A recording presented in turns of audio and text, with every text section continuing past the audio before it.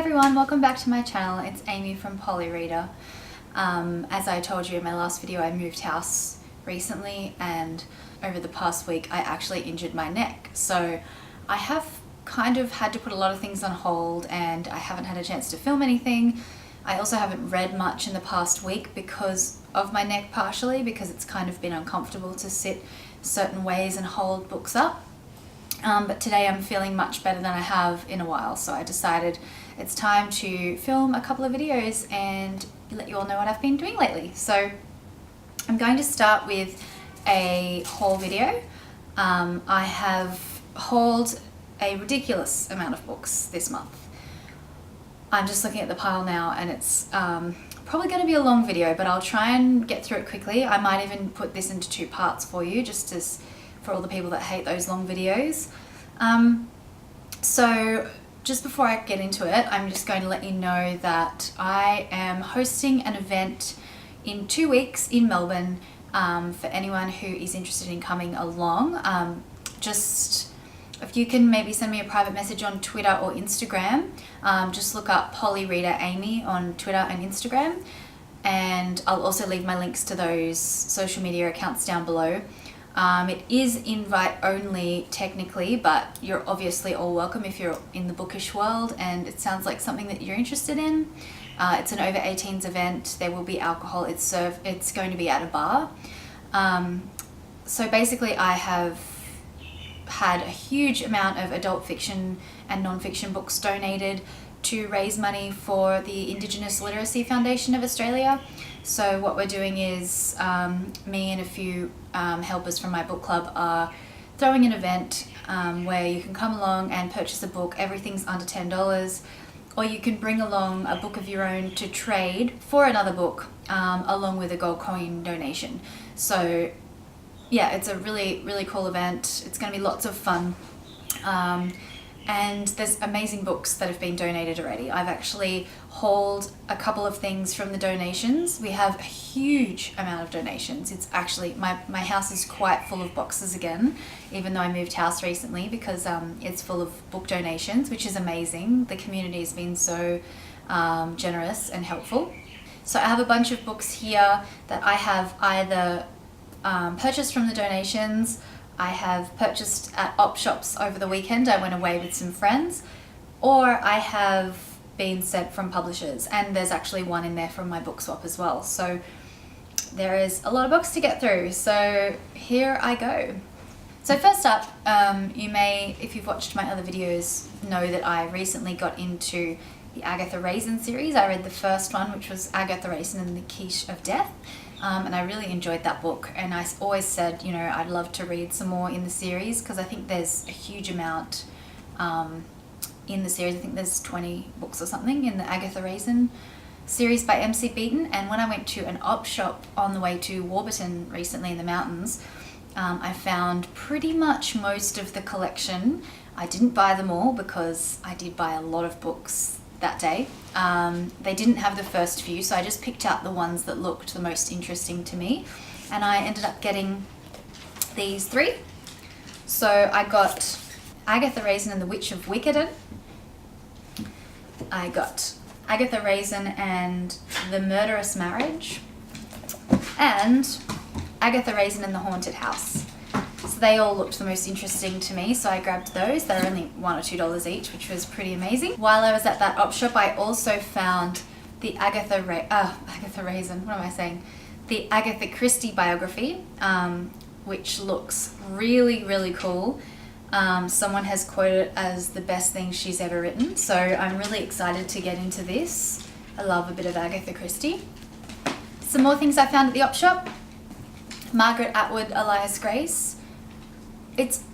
I'm not sure whether it's Elias or Alias, so I've been saying Elias. Please let me know if I'm wrong. So yeah, I've been wanting to read this for a while, and I have it on my Kindle, but I much prefer a book in my hand. I seem to get into reading a lot easier when it's a real book. It's just a funny thing I have, but I don't like buying new books all the time because the environment, money, etc. So I was really excited to find this. It was on the dollar table, which is amazing at the op shop. I also found Atonement by Ian McEwan. I've actually never read this book before, and it's highly rated among my book peers. I also found We Need to Talk About Kevin, another one I haven't read before and I've been really wanting to. I actually saw the film with Tilda Swinton and I thought it was a really amazing film, so I'm sure the book is probably even better, by Lionel Shriver. I also found Andrea Levy's Small Island. I haven't heard too much about this book, but it was the winner of the Orange Prize for Fiction, so I'm sure it's really good. And I've heard some good things about her as an author in general, so yeah, I'm keen to get into this one. And the last one I found at the op shop was Jacqueline Susan's Dolores. So it's an old vintage classic. You know, it's hit and miss with Jacqueline Susan, but I actually quite loved the cover, and it's hardback too, so that's one of the reasons I bought it. Look at this beautiful photo of her in the back. I love that. Love the 60s look. So it's a quirky one. Who knows when I'll get around to reading it, but I just love this book cover. Some more books I found when I was away, but they weren't actually from the op shop, was Maggie O'Farrell, This Must Be the Place. In one of my other videos that I'm about to put up, I discuss Maggie O'Farrell's I Am. Sorry, no, in one of my previous booktube videos, I think it's the May wrap-up, I talk about Maggie O'Farrell's I Am, which is 17 Brushes with Death. It's a memoir, and it's definitely one of my favourite books of the year so far. So I'm really excited to read some of her fiction because I've heard great things about it and I really enjoy her as a writer. So this one's, I'm really excited to get into this one. And last but not least, I found Alexis Wright's one of her older novels. This is Carpentaria. She just sounds like such an amazing writer, an amazing Australian Indigenous writer, and it's her second novel, and it's set in the Gulf country of northwestern Queensland. It says in here, a portrait of life in the precariously settled coastal town of Desperance centres on the powerful Phantom family, leader of the Western... Sorry, my dog is doing something funny. So here's a nice little quote. Wright breaks all of the rules of grammar and syntax to sweep us along on a great torrent of language that thrills and amazes with its inventiveness and humour, and with the sheer power of its storytelling. It's brutal and confronting, and it's sad and funny at the same time. So that just sounds amazing, and I'm really excited to start getting into Alexis Wright. I'd like to read her most recent novel, which actually won the Stella Prize this year as well, and that one's called Tracks. I just found this cute little bookmark in this book. It says, always read stuff that will make you look good if you die in the middle of it. What a funny little quote. I love finding bookmarks in secondhand books. It's always really nice. The next book I'm going to show you is one that I got given in my book swap. I've mentioned before, I have a little online women's book club, and I run a book swap each month with everyone involved who wants to get involved. So it's like an opt-in and optional thing that you can join in. And this time I got The Power by Naomi Smith. This is something that's on my to-read list. I actually was planning on reading it for the Women's Challenge this year. So it's been right up on my to-purchase list, and I was really excited that Kaz gave it to me, a friend of mine in Book Swap, because she got me last month. So thanks for that, Kaz. I'm super keen to get into The Power. And here's a book I was sent this month by the publisher. It's by Tara Isabella Burton, and it's called Social Creature. It seems like it's a mystery /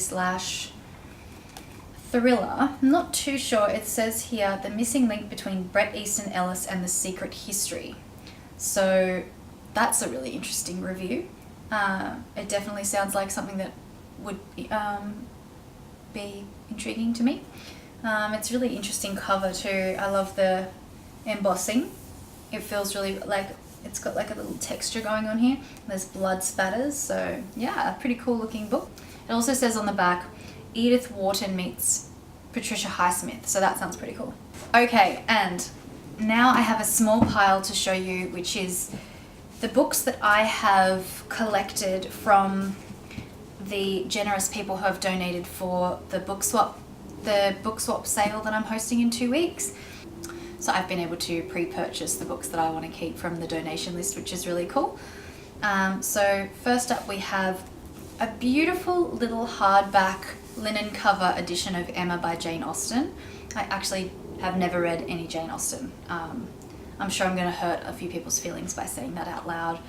I'm really sorry. I suppose the hype, and I'm not sure. I don't really have an excuse. I've just never read any Jane Austen, so maybe this will be my first one.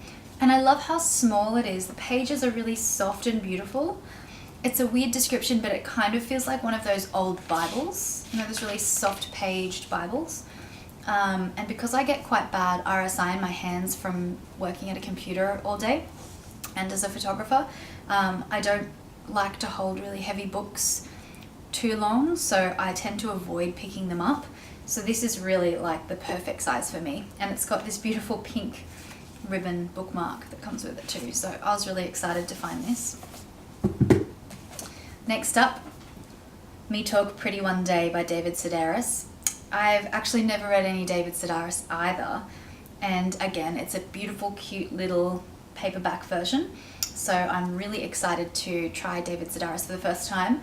And I can't read it at the moment because I'm still doing the Women's Challenge, but once that's over, this is probably very close to my top of the male category that I'm interested in reading. I also found 2 Jeanette Wintersons. Actually, the person that donated these donated more than 2, so there's still more in there for other people, which is really exciting. I've been wanting to read Jeanette Winterson for quite a while. So yeah, I found The Passion and Written on the Body. So they both sound like really great books. I love the covers. They're really interesting and quirky. I especially love this one with the rooster on the front. So yeah, have you read Jeanette Winterson? Let me know if you love her or not. And I found 2 more Margaret Atwoods, which I'm really excited about. Cat's Eye, which I mentioned in one of my videos. I think I mentioned it in the Reading Women's Challenge video. So this was already on my to be read list, so I was really excited to find a secondhand copy of this. And I also found The Robber Bride. So yeah, I'm really excited to read heaps of Margaret Atwood. She seems like the kind of author that I'm just going to love. So, and then these 3 books that are the last ones that I've collected for myself through the NAIDOC week sale are from the same person, and he's an Instagram friend of mine, a bookstagram friend of mine I should say. He's got great taste in books. They are all Australian books. The first one is Barking Dogs by Rebecca Clarkson. This one sounds really up my alley. I believe it's short stories set in, it actually has I'm not sure where it's set. I think it was Western Australia or something, but I could be wrong. It actually has a quote on the front by Emily Beto, who wrote one of my favourite books called The Strays, which you may have heard of. And it says, "An intricate and subtle wonder of a book, at once restrained and honest, unsentimental and deeply moving. Rebecca Clarkson is a writer of breathtaking insight and empathy." And I love the cover too, so I'm really keen to get into this. The second one is Down the Hume by Peter Polites.